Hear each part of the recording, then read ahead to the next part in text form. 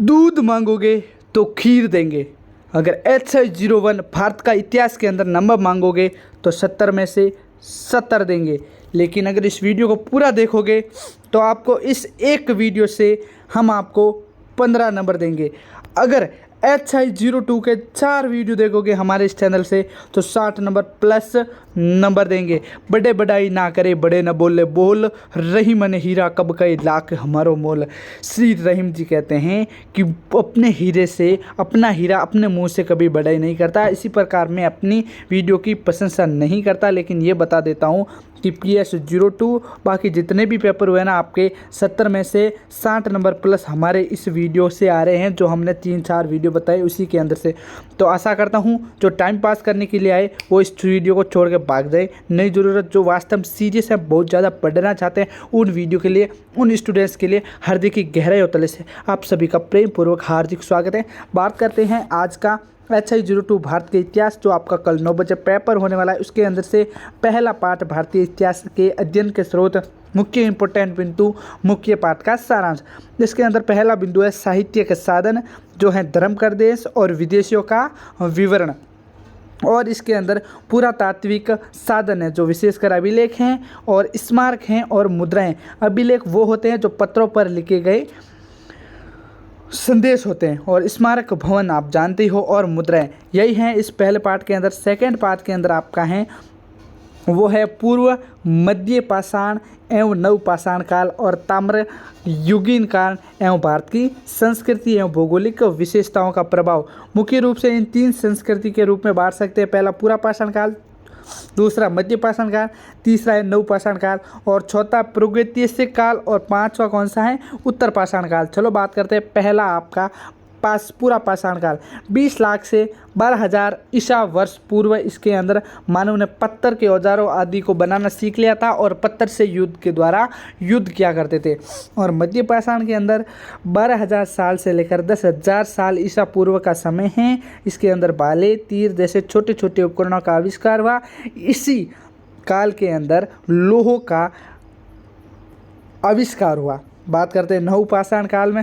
इसके अंदर खेती, आवास और कुत्ते जैसे जानवर का पालने का आविष्कार हुआ, और इसमें हल के पहियों का आविष्कार हुआ। और इसका समय है जो 9,500 या 10,000 ईसा पूर्व से लेके 2500 ईसा पूर्व तक था। बात करते हैं प्रागैतिहासिक का अर्थ, तो लिखित इतिहास से पहले का समय होता है, उसे प्रागैतिहासिक या पाषाण काल कहते हैं। बात करते हैं पूरा पाषाण काल क्या है। पूरा पाषाण काल वह पाषाण काल है, कौन सा पाषाण काल है, जहाँ तांबे का आविष्कार हुआ था। किसका हुआ था, तांबे का आविष्कार हुआ था। इसकी अवधि क्या है, 2500 से लेके 700 ईसा पूर्व। अब बात करते हैं आपका कौन सा, पार्ट 3 सिंधु घाटी सभ्यता के बारे में। दोस्तों most and very important part है, जिसके अंदर से आपके कम से कम 14 नंबर के क्वेश्चन आने वाला है। बात करते हैं सिंधु घाटी सभ्यता के प्राक सैंधव। सैंधव का अर्थ दोस्तों सिंधु होता है, और सभ्यता यानी सिंधु घाटी सभ्यता के मुख्य केंद्र कौन कौन से थे, वो थे बलूचिस्तान, राजस्थान, गुजरात, पंजाब और हरियाणा। बात करें सिंधु घाटी सभ्यता का उत्खनन का इतिहास, तो 1920 में दयाराम साहनी के नेतृत्व में इसकी खोज हुई, और जिसकी खुदाई है तो 1922 में राखाल दास बनर्जी द्वारा की गई थी। और बात करते हैं सिंधु घाटी के निर्माता, तो बनर्जी के अनुसार द्रविड़ लोग इसके निर्माता थे, और व्हीलर के अनुसार ऋग्वेद में वर्णित दास को सिंधु सभ्यता का निर्माता कहा जाता है। बात करते हैं 4th पॉइंट की तरफ, सिंधु घाटी का विस्तार कितना था, तो दक्षिण में महाराष्ट्र, उत्तर में जम्मू कश्मीर और पूर्व में यूपी तथा पश्चिम में पाकिस्तान तक ये क्षेत्र फैला हुआ था। बात करते हैं सिंधु घाटी सभ्यता के प्रमुख केंद्र कौन कौन से, तो सोरतुगोई जो वर्तमान अफगानिस्तान के अंदर मौजूद है, मोहनजोदड़ो, 2 मुर्दों के टीले को मोहनजोदड़ो, और छन्हुदड़ो, और 4th है हड़प्पा सभ्यता, जिसे हम सिंधु घाटी सभ्यता भी कहते हैं। बात करते हैं कालीबंगा, जो वर्तमान राजस्थान के अंदर मौजूद है, और ये काली रंग की चूड़ियों के कारण प्रसिद्ध है। बात करते हैं लोथल। लोथल एक बंदरगाह है जो गुजरात के अंदर वर्तमान में मौजूद है। बात करते हैं धोलावीरा, ये भी गुजरात के अंदर मौजूद है। बात करते हैं राखीगढ़। राखीगढ़ हरियाणा के अंदर प्रस्तुत है और सिंधु घाटी सभ्यता के प्रमुख स्रोत और साक्ष्य राखीगढ़ से ही मिले थे। बात करते हैं सिंधु घाटी सभ्यता का नगर नियोजन। नगर की आवश्यक व्यवस्था और सार्वजनिक भवन थे उनके नगर नियोजन में, और विशाल स्नान घर का आविष्कार करवा के रखा था, और सभा भवन हुआ करते थे, और बावड़ियाँ, लोथल आदि हुआ करते थे। सिंधु घाटी सभ्यता का धर्म कौन सा था, तो आपको बता देता हूँ। सिंधु घाटी सभ्यता का जो धर्म था वो मुख्य रूप से मातृभूमि था। क्या था? मातृ देवी। कौन सी देवी थी? मातृ देवी। और उन्होंने शिव की उपासना की थी। कौन से मानते थे? वो मुख्य देवता किसको मानते थे? शिव जी को मानते थे। किसकी? पशुपति शिव की पूजा करते थे और मातृ पूजन पर आधारित था। और एक बात बताता हूँ, वृक्षों की पूजा करते थे वो सिंधु घाटी लोग, और पशुओं की पूजा करते थे। नाग पूजा, योग, धूप दीप, अग्नि वेदिका और मृत संस्कार है जो वो किया करते थे सिंधु घाटी के लोग। बात करते हैं सेंधवों का राजनीतिक जीवन। सेंधवों या आप कह सकते हो सिंधु घाटी लोगों का जीवन कैसा था, तो आपको बता देता हूँ। सिंधु घाटी लोगों का जो जीवन था वो प्रमुख रूप से कष्टों से भरापूर्ण था, लेकिन वो अपने आप में बहुत ही संतुष्ट महत्व या संतुष्ट अपने आप को संतुष्ट प्राप्त करते थे। बात करते हैं सेंधवों का राजनीतिक जीवन क्या था, तो राजनीतिक जो सिंधु घाटी वालों का था उनमें पुरोहित शासन करते थे और राजतंत्र निरंकुश था। बात करते हैं सिंधु घाटी सभ्यता का सामाजिक जीवन कैसा था, तो आभूषण एवं परिधान से परिपूर्ण था और खान पान आदि वही। बात करते हैं इनका आर्थिक जीवन कैसा था, जो सिंधु घाटी के लोगों का आर्थिक जीवन था वो कृषि, पशुपालन, व्यवसाय, व्यापार, वाणिज्य, अस्त्र शस्त्र और माप तोल पर आधारित था और शिल्प कला पर। बात करते हैं आवास कैसे थे इनके, तो आक्रामक, जलवायु परिवर्तन, अवसान, मतलब इसके पतन के क्या कारण थे, किसके पतन के कारण थे, सिंधु घाटी सभ्यता के पतन के क्या कारण थे, तो आक्रमण था, जलवायु परिवर्तन हो गया था, महामारी आ गई थी, बाढ़ आ गई थी और आर्थिक कारण थे। बात करते हैं इनके निरंतरता, किसका निरंतरता, मतलब सिंधु घाटी सभ्यता में निरंतरता आज भी क्या है, तो भवन निर्माण है जो उस टाइम भी होते थे आज भी होते थे। सौंदर्य प्रसाधन जो आज भी गर्ल्स एंड ह्यूमन लाइफ करती है उस टाइम भी करते थे। और हाथों में हाथी दांत की चूड़ियाँ एवं कंगिया, पाउडर और होठों को रंगना आदि। चलो बात करते हैं आपका अगला क्वेश्चन कौन सा है।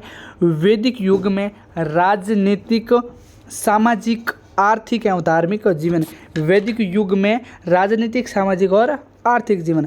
बात करते हैं वैदिक साहित्य के अंदर आपके जिसमें वेद संहिता, ब्राह्मण ग्रंथ, आरण्यक एवं उपनिषद शामिल होते हैं उन्हें कहते हैं वैदिक साहित्य। बात करते हैं आर्यों का निवास स्थान कौन सा है, तो साप्त सेदम यानी मगध आदि महाजनपद हैं जो आर्यों के रहने की जगह हैं, जो वर्तमान अखंड भारत कह सकते हो, भूटान और इंडोनेशिया।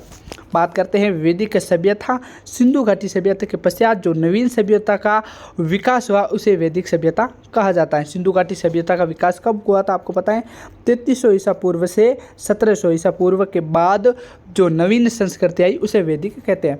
बात करते हैं ऋग्वैदिक काल। सबसे पुराना जो वेद है वो है ऋग्वेद। बात करते हैं 1500 से 1000 ईसा पूर्व वेदों की रचयिता हुई थी, किसने की थी, वेद व्यास जी ने की थी। इनकी राजनीतिक, सामाजिक, आर्थिक व धार्मिक जीवन कैसा था, चलो जानते हैं। किस टाइम, ऋग्वैदिक काल के टाइम। उसके बाद आएगा उत्तर ऋग्वैदिक काल, ठीक है। तो उत्तर ऋग्वैदिक काल की बाद में बात करेंगे। सबसे पहले करते हैं ऋग्वैदिक काल के बारे में। राजनीतिक जीवन उनका कैसा था, सबसे छोटी इकाई उनका परिवार होता था और परिवार से मिलकर ग्राम हुआ था, जो ग्राम हुआ करता था। और ग्राम का मुखिया कौन था, ग्रामीण कहलाता था। परिवार का मुखिया कुलपति कहलाता था और ग्राम का मुखिया क्या कहलाता था, ग्रामीण कहलाता था। और अनेक गाँव मिलकर एक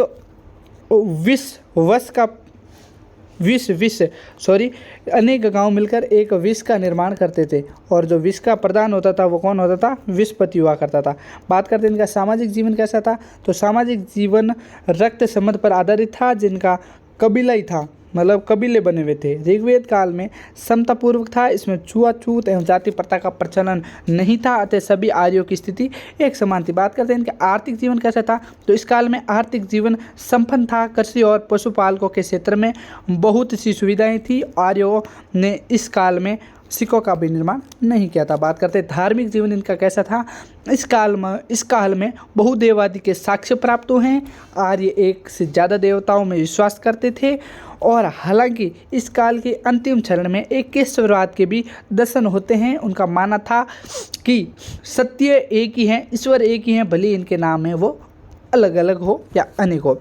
बात करते हैं उत्तर वैदिक काल के बारे में, तो ये काल है 1000 ईसा पूर्व से 600 ईसा पूर्व तक। इस युग में आर्य संस्कृति का विकास, अभ्युदय और उत्कर्ष, मतभेद और विभिन्नीकरण का युग था। इस काल में धर्म, दर्शन, नीति, आचार, विचार, मत, विश्वास आदि की प्रधानता रूपरेखा हैं। आर्यों का विस्तार कैसे हुआ, जो आर्य थे वो संपूर्ण भारत में फैल गए थे। अब उनके बात करते हैं राजनीतिक, सामाजिक, धार्मिक जीवन के बारे में। बात करते हैं राजनीतिक जीवन के बारे में, तो उत्तर वैदिक काल में पहले हमने की थी वैदिक ऋग्वेदिक काल में, अब उत्तर ऋग्वेदिक काल के अंदर इनका राजनीतिक जीवन कैसा था, पूर्ण तरह राजतंत्रात्मक शासन हो गया था। और उसके बाद इस काल में राजा का पद था वो वंशानुगत हो गया था और राजा का महत्व बढ़ गया था। अब उन्हें सम्राट, एकाराट आदि से नाम से जाने लगा। उनका सामाजिक जीवन कैसे हो गया था, उत्तर वैदिक काल में सामाजिक व्यवस्था का आधार वर्ण आश्रम व्यवस्था ही था, लेकिन वर्ण व्यवस्था का कठोरता आने लगी। वर्णों का आधार है वो जातिगत विशेषताओं पर निर्भर करने लगा। बात करते हैं आर्थिक जीवन उनका कैसा हो गया था। आर्थिक क्षेत्र में बहुत अधिक प्रगति की उन लोगों ने और उत्तर वैदिक काल में कृषि एवं पशुपालन आर्यों का प्रमुख व्यवस्था बन गई थी। बात करते हैं धार्मिक जीवन क्या था, धर्म का स्वरूप बहुदेववादी था, उद्देश्य भौतिक सुखों की प्राप्ति था और प्रजाति विष्णु तथा रुद्र महत्वपूर्ण देवता के रूप में विकसित हुआ और इनका प्रमुख महत्व रहा। अब बात करते हैं सैंधव यानी सिंधु घाटी सभ्यता और वैदिक काल में तुलनात्मक अध्ययन। ठीक है, बात करते हैं राजनीतिक के तौर पर, तो आर्यों में प्रजातंत्र व राजतंत्र था, जबकि इनमें लोकतंत्र था। लोकतंत्र किसमें था, सिंधु घाटी सभ्यता के लोगों में देखने को मिल सकता है, क्योंकि परिवार था, परिवार मिलकर एक ग्रामीण बनाते, ग्रामीण मिलकर एक विस्पति बनाते थे। बात करते हैं सामाजिक जीवन का क्या था, आर्य पूर्णतः ग्रामीण थे और जो सिंधु घाटी के लोग थे वो नगर निगम थे। बात करते हैं धार्मिक रूप से, तो सिंधु घाटिया के लोग थे जो शिव की उपासना करते थे और शिव की उपासना किया करते थे, और जो ये आर्य लोग थे वो हवन यज्ञ वगैरह क्या करते थे। आर्थिक रूप से आर्य सोना चांदी लोहे से परिचित थे, लेकिन सिंधु घाटी के लोग लोहा चांदी आदि से परिचित नहीं थे। अब बात करते हैं आपका लास्ट एंड फास्ट 5वां अध्याय। आज के इस पार्ट के अंदर दोस्तों आपको बता देता हूँ, इस एक पार्ट के अंदर हम 5 वीडियो करेंगे और टोटल 4 पार्ट के अंदर हम 20 पार्टों का इसी प्रकार सारांश निकाल देंगे। अगर बाकी 3 वीडियो चाहते हो तो इस वीडियो के अंदर जैसे ही 50 कमेंट हो जाते हैं मैं फटाफट इसका सेकंड पार्ट ले आऊँगा। भले आप 50 कमेंट 1 घंटे के अंदर करोगे तो आ जाएगा। अगर आप कल तो आपका पेपर है, अगर आप 10 बजे तक करोगे तो इसका सेकंड पार्ट 10 बजे तक आएगा। भले एक व्यक्ति भी 50 कमेंट कर सकता है, लेकिन 50 कमेंट होते ही मैं इसका सेकंड पार्ट ले आऊँगा। भारत में लोह युगीन संस्कृति, भारत में लोह एवं पाषाण काल युगीन संस्कृतियाँ की थी। भारत में लोह युगीन संस्कृतियों का वर्गीकरण और उत्तर भारत की लोह युगीन चित्रित मृदपान संस्कृति।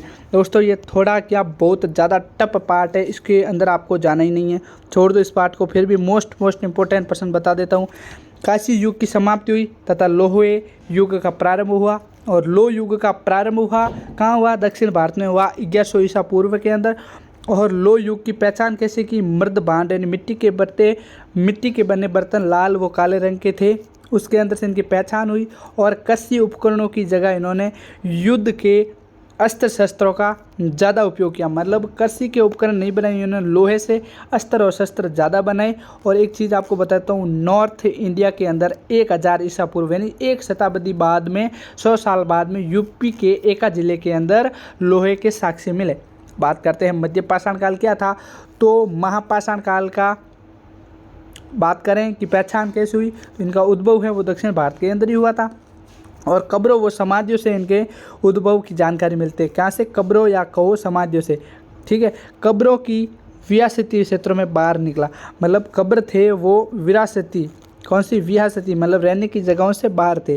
बात करते कब्रों का आकार वृत्ताकार व चौकार था। बात करते कब्रों के ऊपर गोल पत्थर रखा गया था और वस्तुएं थी, जो कब्र थी उसके अंदर भीतर वस्तुएं व लोह के उपकरण रखे गए थे। उससे पता चला कि महापाषाण काल में लोहे का आविष्कार हुआ था। बात करते हैं अब मतलब कब्रों के अंदर उनके दफनाने की विधि क्या थी। कब्रगाह कितने, तो एक तो आंशिक शवदान करते थे, एक पूर्ण शवदान करते थे और एक कलश शवदान करते। आंशिक शवदान क्या होता है, जब मृत शरीर को जानवर को दे दिया जाता है और पीछे बचा कुचा होता है उसे कब्र द्वारा दफनाया जाता है। एक पूर्ण शवदान होता है जो पूर्ण शरीर को दफना दिया जाता है और कलश शवदान वो होता है जहाँ पर माना तो शरीर को दाहा या जला दिया जाता है, उसके बाद कलश को उसके अस्थियों से भरकर कब्र में दबा दिया जाता है, उसे कहते हैं कलश शवदान।